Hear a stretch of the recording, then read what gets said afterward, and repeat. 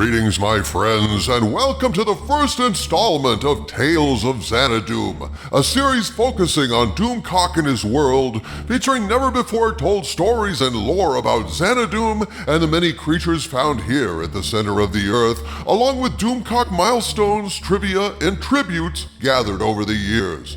On this episode, for the first time since it premiered, Doomcock reposts the very first video he ever made.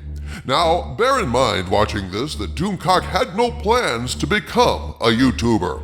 Doomcock was very busy building up his army to invade and conquer the surface world, but the thing of it is, Doomcock is a big Star Trek fan. And when I saw what was being done to Star Trek in the abominable CBS series Star Trek Discovery, I was so filled with rage, I had to speak out. As you'll see, I was ill-prepared to create videos. I was a supervillain, not a TV producer. I was reluctant to show you any of my real equipment, lest it betray something or other to the world about my conquest plans. And likewise, I was terrified to show Harvey Cthulhu at all, for fear he might use some kind of heretofore unsuspected magic to reach through the airwaves and hypnotize you all into freeing his worthless ass to destroy our universe. You know, little shit like that.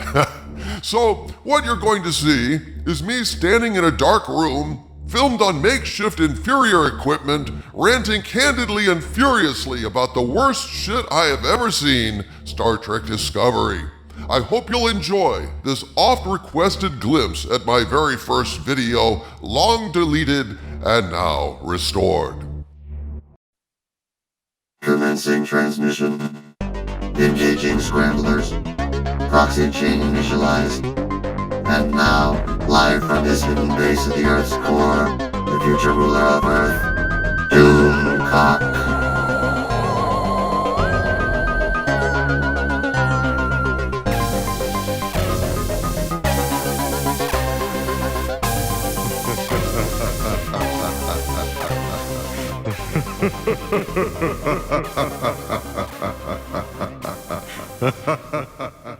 Greetings, minions, nemeses, and future subjects. This is the voice of your master, Darth Doomcock, coming to you from my hidden fortress high atop Mount Doomcock at the center of the Earth's core.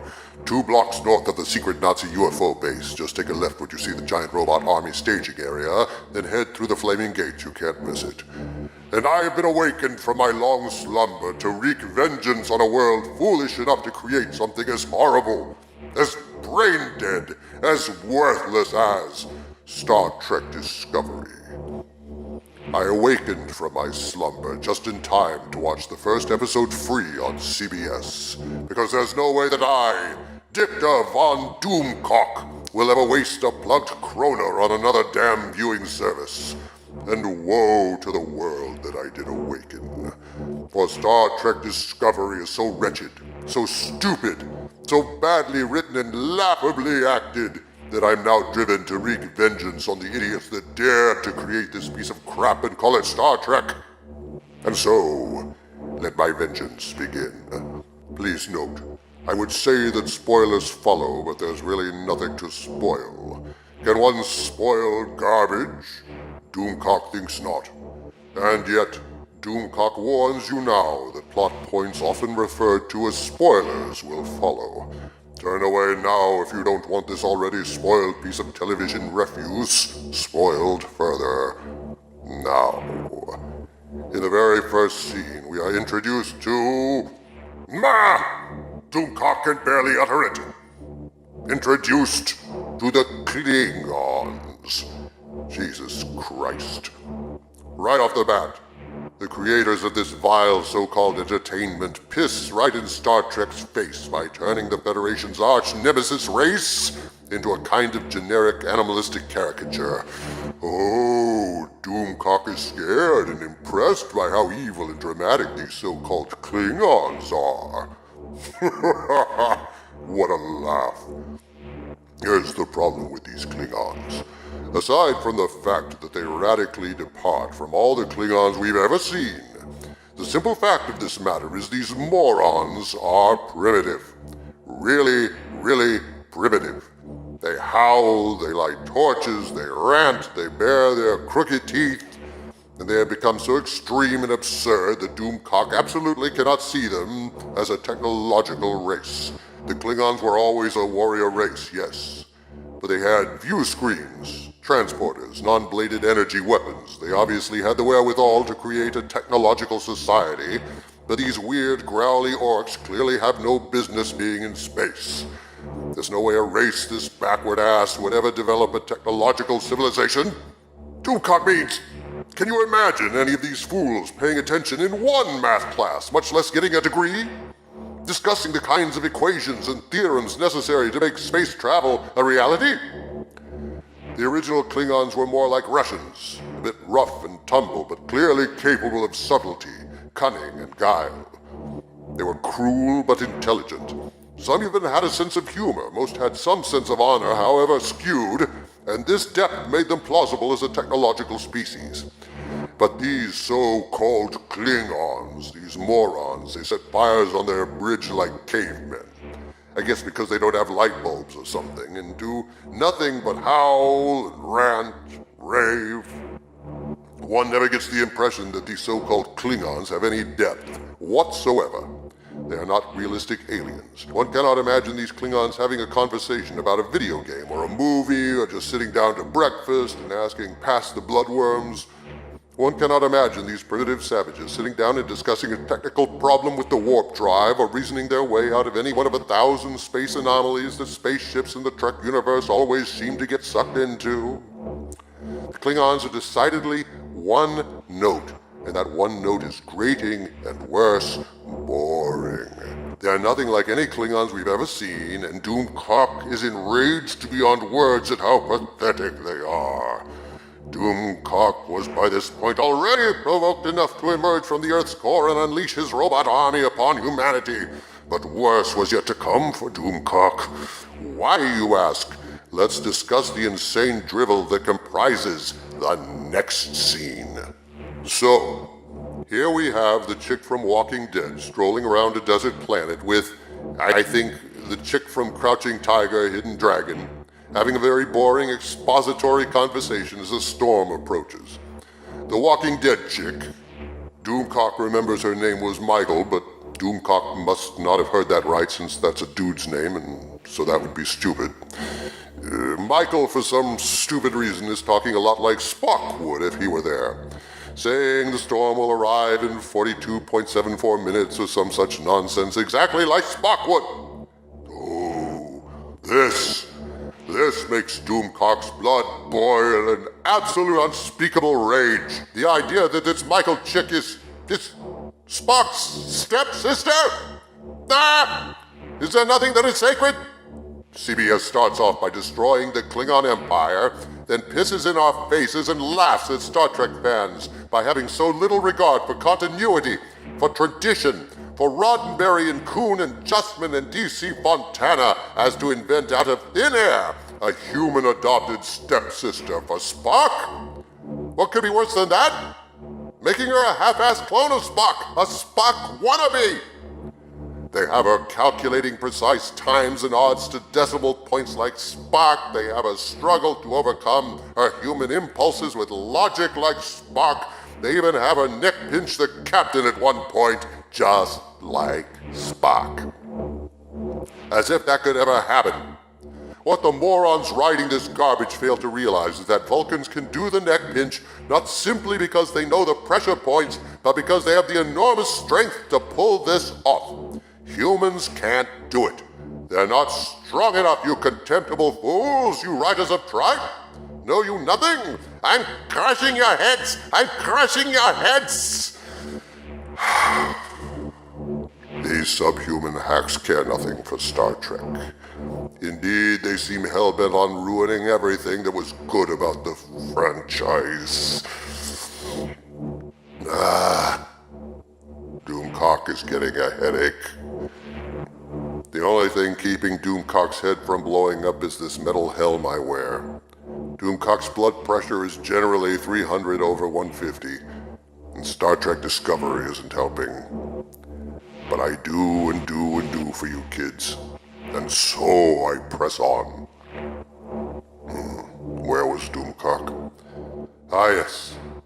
Little Missy Spock is every bit as Spockian as Spock. Only in a way, she's better than Kirk as well, because during the one true original show, Kirk said to Spock regarding the neck pinch, "I wish you could teach that to me someday." To which Spock replied, "I have tried, Captain." Well, little Mary Spockshine can do it where Kirk couldn't, which just goes to show you the attitude that Star Trek Discovery has regarding the original series, like some kind of television Genesis device. Star Trek is being destroyed in favor of Discovery's new Matrix, where Michael is Kirk and Spock all rolled into one, bettering both of them in the same way that Star Wars' Mary Sue Ray is the bestest Jedi there ever was, and a better pilot than Han Solo, and a better Tomb Raider than Lara Croft, and has to save all the boys because they're stupid. Mary Sue Ray and little Mary Spockshine are both caricatures rather than real characters, designed to make fanboys and fangirls go all weak in the knees at how perfectly fabulous they are. Look at the logic of it. CBS, like Disney, reasons that if they make their new franchise heroes better than the fallible franchise heroes of old, why, that will give the impression that the new franchise is equally better and more kick-ass than the old one. Do you see the idiotic corporate mentality at work here? The idea that fans will be fooled into thinking the reboot is better than ever because Rey's the bestest Jedi, Michael is Kirk, and Spock rolled into one. The Starkiller is so much better than the Death Star, on and on. As if the nuances of writing, of character, of philosophy and inspiration could be distilled down to a simple metric of whose Klingons are meanest and whose lightsaber is bigger.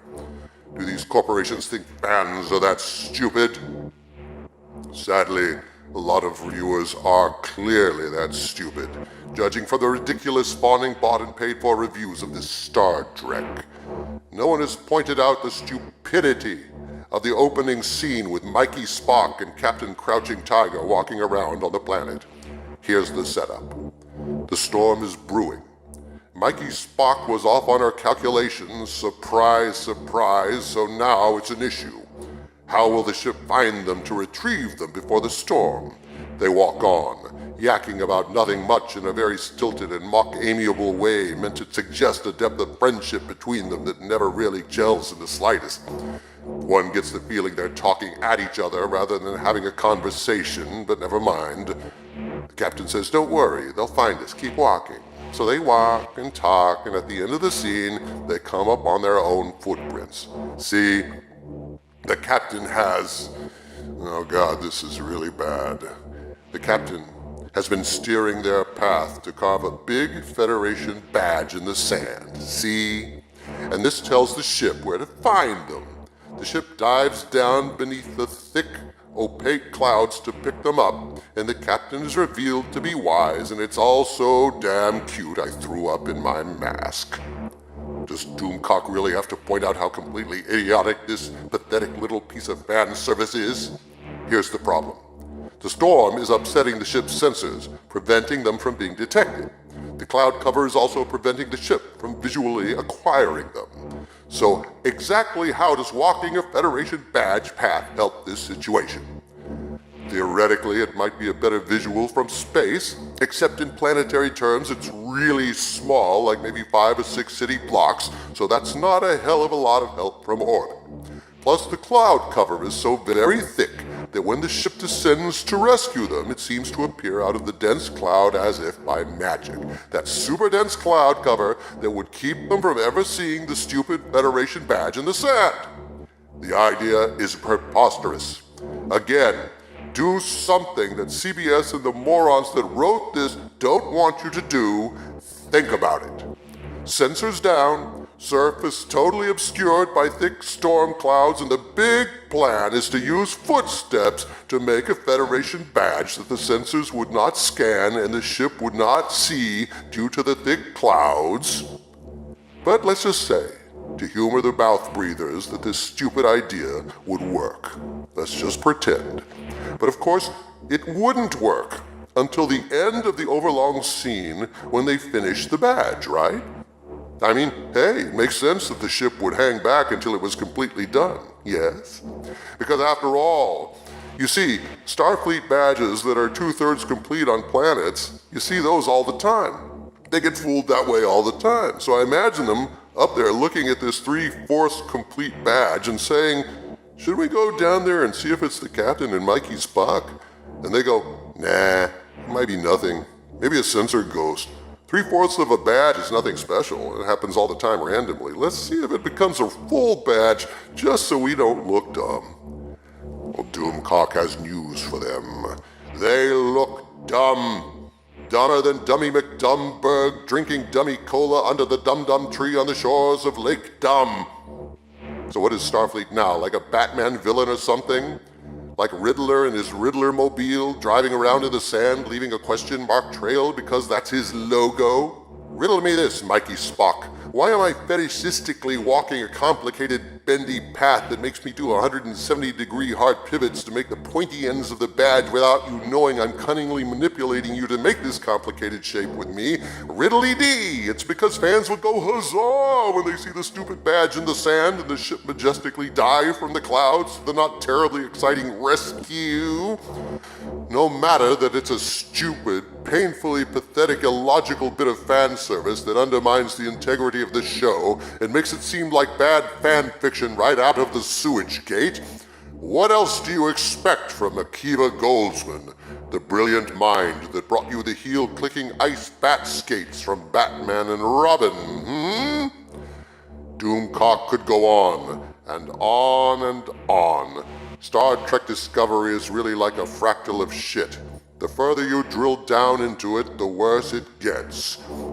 The alien guy on the bridge whose superpower is he can sense death approaching?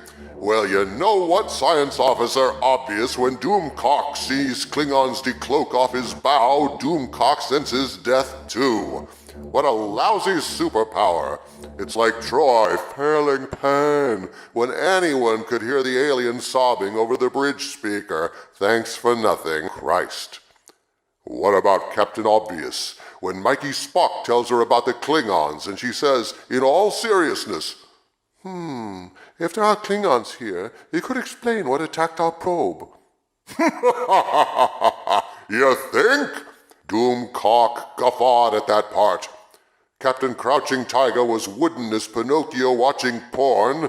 Mikey Spock was over-emoting hilariously with the kind of desperation reserved for actors cast as series leads when they're in way over their heads. Sarak was as wooden as Pinocchio watching porn on an old oaken bench, listening to Julie Andrews sing Wouldn't It Be Loverly from My Fair Lady. The effects were ugly, the ship was dark and joyless. The cretinous writers forgot that it was the Romulans who invented cloaking technology, not the Klingons who later acquired it from the Romulans. Kirk and crew encountered the first cloaking device in Balance of Terror, but somehow these primitive Klingon cavemen managed to create a genius cloaking device powered by, I guess, open fires on their bridge. Coal-powered, one presumes. Oh, how I despise this show. Mikey Spock was breathing hard in her spacesuit like it was first time on a spacewalk. What was up with that? Spacewalking should be as ordinary for a Starfleet officer as filling up the car with gas is for you minions out there. But boy, Mikey Spock was pumping that gas with dramatic flair. Mikey Spock was overly dramatic and annoyingly pushy. Did you notice how insistent she was throughout the show in getting her way? She'd have been court-martialed long before now. What a complete lack of discipline. Okay, so you lost your parents and you have abandonment issues that make you insubordinate and emotionally unstable? Maybe Starfleet isn't the career for you. Oh, how Doomcock loathed the flashback of little Mikey Spock in her education pod on Vulcan, just like Spock. Mikey neck-pinching, talking about logic, computing, decimals, all just like Spock. Star Trek Discovery could not be any worse. At least that's what Doomcock thought after watching the first hour. But Doomcock was optimistic. Doomcock hates being optimistic. It turns out episode 2 was worse, even worse. There are too many terrible things about episode 2 to mention in a human lifetime, so I'll simply point to one horrible transgression. The single worst moment in Star Trek history. Worse than Spock's brain. Worse than the crew of the Enterprise being turned into children or cavemen or salamanders. The scene where Sarak visits Mikey Spock in the brig. Apparently, Sarak has mastered the Force because he has the power to project himself through time and space just like Obi-Wan Kenobi. He astral travels to go visit her in the brig, and it is such an egregious violation, such an abomination both practically and conceptually, that it made everything else horrible in the episode pale in comparison. Again, I bid you think about it. It's been established in the real Star Trek series that Sarak was estranged from Spock when Spock joined Starfleet instead of going into the Vulcan Science Academy. And yet here he is, conversing constantly with human stepdaughter Michael, not only by instantaneous hologram, stupid and wrong in its own right, but via some BS power Vulcans never had to telepathically communicate across hundreds of light years using their minds, katras, whatever. Vulcans never had this power. Think across all the episodes of Star Trek. Did we ever see this power displayed? Think of all the episodes where Kirk was missing and Spock was on the ship. You don't think Spock would have gone all Obi-Wan on his ass and tracked him down using the Force if he had that power? Anyone who watched this scene and wasn't outraged at its presumption and stupidity is either brain damaged or insane. There can be no excuse. It's one of the worst moments in Star Trek history, or would be if this was Star Trek in any sense of the word. Again, this pathetic excuse for a show is elevating Mikey Spock over Mr. Spock by proving that Sarak loved her more. Yes, Vulcans don't emote in that way, and yet the proof is in the pudding. Despite the fact that she's in Starfleet just like Spock, he talks to her and helps her all the time, even as he ignores Spock. This makes Doomcock sick. Doomcock hopes that each and every hack writer that works on this show gets abducted by aliens and dumped into a pen filled with sodomizing mugatos with plus-sized horns. I know they have no talent, but have they no shame as well? The second episode has, at least, a happy ending. Given that the boring Captain Hidden Tiger gets killed, war erupts, and Mikey Spock gets sentenced to life in prison for getting a captain killed and starting a war. That part pleased Doomcock. Doomcock hates this show and everyone on it and creating it with the white-hot fire of 10 billion suns. So that part he didn't mind. Sadly, it goes on. Doomcock won't bother going too much into episode 3, which is the actual STD pilot, given that she'll be on this ship, the Discovery, for the rest of the show. Clearly, the Discovery must be a Section 31 ship. Section 31 being basically the CIA skunkworks black ops of the Star Trek universe.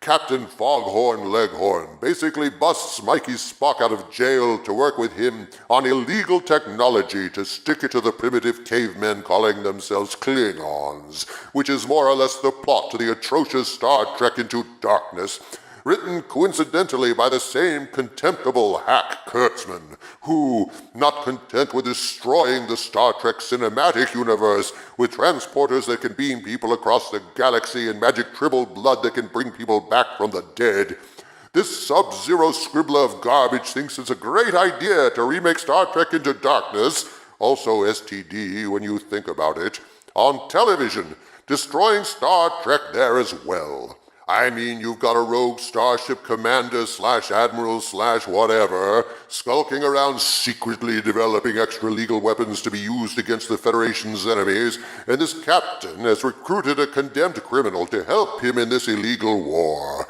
In the movie, it was Khan. In this show, it's Mikey Spock. Oh, it seems that Abrams and Kurtzman have a kind of reverse Midas touch with franchises, doesn't it? Unlike King Midas, everything they touch turns to shit. You get a bunch of nonsense with a monster killing people on a dark and spooky ship, but really, what does it matter? If each episode introduces something new that's so bad it destroys the franchise again, do the ancillary details matter? Take episode 4 as an example.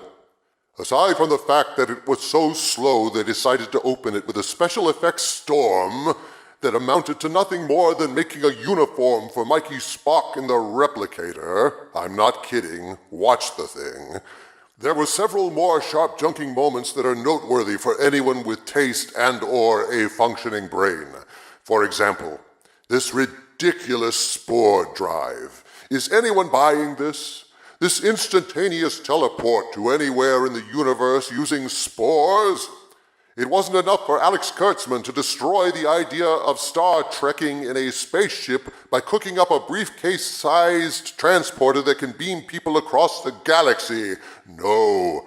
Now you just stand in a closet with some spores and zowie, you're anywhere in existence and back again instantly.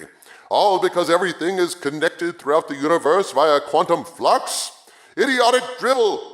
Yes, everything is only one thing on the quantum level, since all particles in existence are protruding from a single universal field. But spores? Why not any other molecule? Why not electrons or quarks or mesons? It has to be spores? This, again, is an unspeakable perversion of Star Trek. They're trying to tell us that warp drive was already obsolete by Kirk's time. In 10 years? WTFF?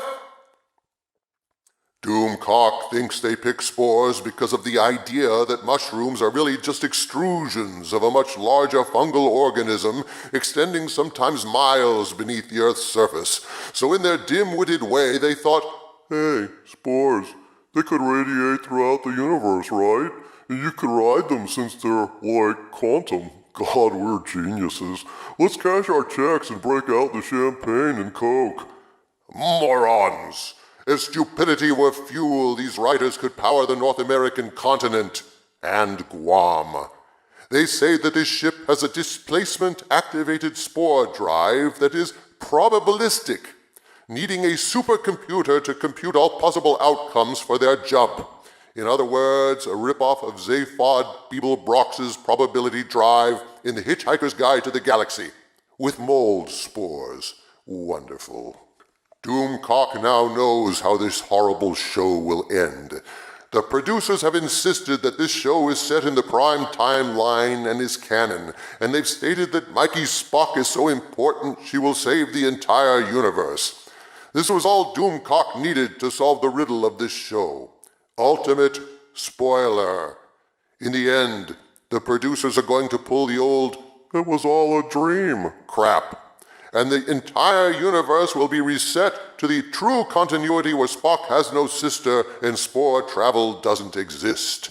That's the scam. Consider, this spore drive basically uses the entire universal quantum fabric to instantaneously travel. Well, this is going to turn out to have catastrophic consequences for the universe and will wind up tearing the space-time fabric in a way that will destroy the entirety of creation. Mikey Spock will heroically figure out a way to reset the universe, wiping out that quantum reality and reasserting the brighter reality that is our beloved Star Trek. In other words, in the end, they'll be saying, in effect, "it was all a dream," as Bobby Ewing steps out of the shower and Fonzie jumps spore sharks. This is how it will end, people of Earth. Heed my words. There are so many particular things wrong with Episode 4 that it makes Doomcock sick to his stomach even thinking about it. A repeated B story about the corpse ship sitting around for 6 months with no engines, slowly dying before they go raid the Shinzu for the crystals they need. The Shinzu that has inexplicably gone unsalvaged by the Federation for all that time. The giant Klingon cloak ship that has inexplicably gone unraided and undestroyed by the Federation in a desperate war for 6 long months. Brain-damaged plot points that make further consideration of this nonsensical story pointless. The entire Klingon subplot is boring beyond words. Dealing with their religious fanaticism and internal political conflicts, we care no more for them than we care for the humorless and obnoxious crew of the Discovery. One wonders why one is watching this show at all. One feels used and outraged, but one presses on. Cordovan, the one facility that produces inexplicably 40% of the Federation's dilithium, is under attack by Klingons and requires the Discovery to save them. How the entire Federation could rely critically on one lousy base that is so completely unguarded during wartime beggars belief. But when we're riding the universe on magic pixie dust, I guess rational thought has gone out the proverbial window. So Discovery gets the message.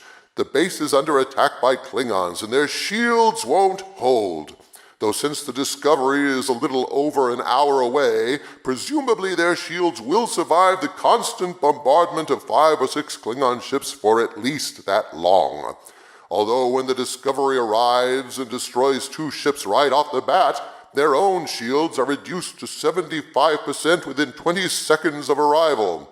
So how is it this base's shields are still up after over an hour's concentrated barrage of the full Klingon attack force? Guess that's fuzzy math, right? And the fact that Discovery destroys the Klingons by jumping out and then leaving a bunch of bombs that detonate right over the now unshielded base, hurling debris down all over the base as people below look up and cheer, being untouched by the falling shrapnel, engines, antimatter, plasma, Klingon body parts? I guess Star Trek Discovery requires you to turn off your brain. They should issue an advisory to that effect beforehand. But I digress. Let's back up to before Discovery arrives. So to reach Cordovan Base in time to save it, Discovery needs to get the magic pixie dust drive going, but how? It destroyed their sister ship, the Glen, when they hit some cosmic turbulence, so how will they get there? Well, lucky for them, the monster from episode 3, remember him? Turns out he's Lockjaw. Yes, Lockjaw from the Inhumans, you heard me right. Bulldog-shaped, this version of Lockjaw can do the supercomputer calculations necessary to make pixie dust travel safe. And so he does. Have any of you out there thrown up yet? Are any of you wailing, gnashing your teeth, and rending your garments? Because this is garbage. Good God, this is garbage. Not to mention the scene where Mikey Spock and Tori, the Cylon from the infinitely superior Battlestar Galactica reboot, open the containment field and go into Lockjaw's pen to trim its nails. They filled the chamber with knockout gas, but didn't bother to make sure the gas would work on Lockjaw. Inconceivable, since nothing else has worked on Lockjaw, phasers and batlifts included.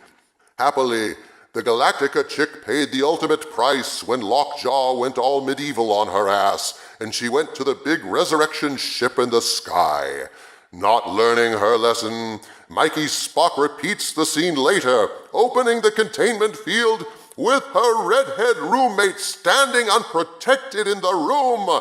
Insane, irresponsible, inconsiderate, inconceivable. Mikey Spock still cares nothing for the safety of her ship or the crew, despite her phony words of regret over the 8,000 lives she destroyed and the galactic war she started. Mikey Spock is the single most unlikable Starfleet officer in history. Worse than Commodore Decker, Commodore Stone, Bruce Maddox, or any of the other clueless admirals that made Kirk and Picard's lives hell with their stupid orders. Mikey Spock stands alone as the most dislikable, non-villainous character on any Star Trek ever made. Unjustifiable arrogance, undeserved reputation for brilliance, usurping Spock's place in Star Trek history. There are no words to describe how much I hate her, hate this show, and everyone associated with it. Again, there are more things wrong with this episode than humans can comprehend or mention in a single lifetime. The redhead roommate, Security on this ship is so bad that she can steal a big glowing canister of spores from engineering undetected and parade it through the corridors. This big glowing can of pixie dust, undetected and unchallenged by anyone. In wartime? Did she hide it in her pocket? Secret it on her person in a manner that decency forbids mentioning? And this redhead would steal this for Mikey Spock, a person she just met, a person she had no reason to trust and every rational reason not to trust, given that she's a convicted mutineer who started a war? I could go on and on, but I will mention one more thing. The worst cut of all that's emblematic of what's wrong with Star Trek Discovery. In Lorca's little man cave, there is, displayed in a glass case, the skeleton of a Gorn. A Gorn. This is a disgrace and a perversion of canon that prominently displays the contempt these soulless hacks have for the Star Trek we all know and love. Star Trek Discovery's guiding principle is this: let's take away every innovation from the original true Star Trek and make it our own, thereby belittling and making irrelevant everything that came before us. It was Kirk who first encountered the Gorn, right? Nah, Lorca had one in his museum a long time before that. In Day of the Dove, Kirk undertook the dangerous gambit of inner ship beaming to transport into engineering, surprising the Klingons, a bold and innovative strategy. Not so much, since they do it all the time on Discovery just for giggles when walking would work just as well. Kirk first encountered cloaking technology when he engaged the Romulans in Balance of Terror. Nah, the Shinzu encountered it first a decade earlier, and it was the Klingons that had it, not the Romulans. And the real trouble with tribbles is they are common enough that Lorca had one as a pet in his office. In every way, this sadly inferior show attempts to belittle the original Star Trek by usurping its innovations and first encounters and making them their own. This is emblematic in the opening credits, as we see the original brilliant Hua Chang phaser schematics get exploded, replaced with their inferior version. There is no respect here. There is no love. Like Mikey Spock herself, this show is nothing but unjustified arrogance, reckless disregard for tradition, and a cold, unlikable personality. This show wants nothing more than to kill the original Star Trek, and that Gorn skeleton in Lorca's museum is its desecrated corpse. Star Trek is dead. Long live its idiot assassin.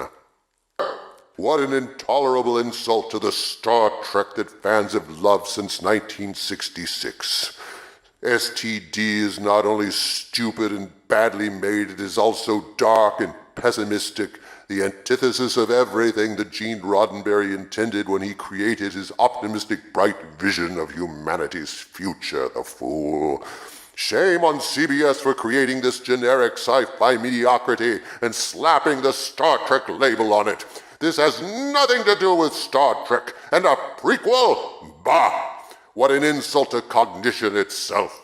The idea that this show would precede Captain Pike's Enterprise in any way?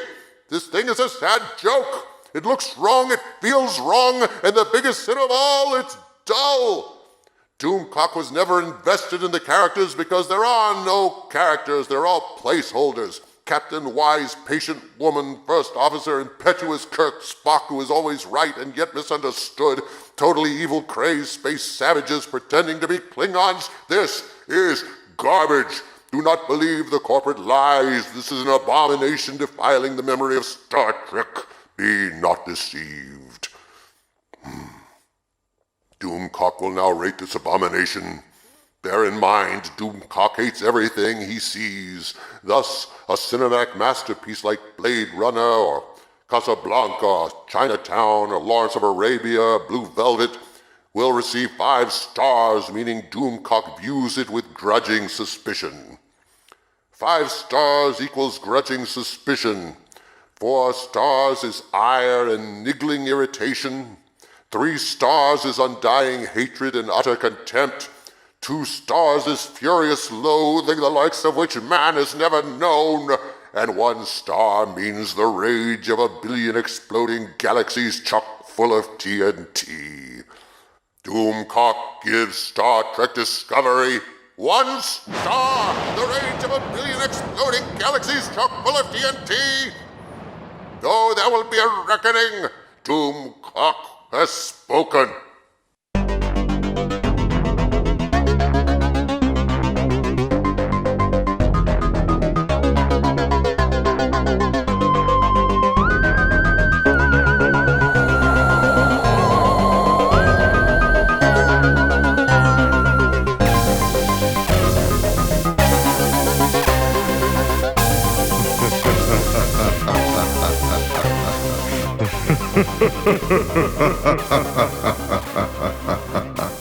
Ha ha ha ha ha ha.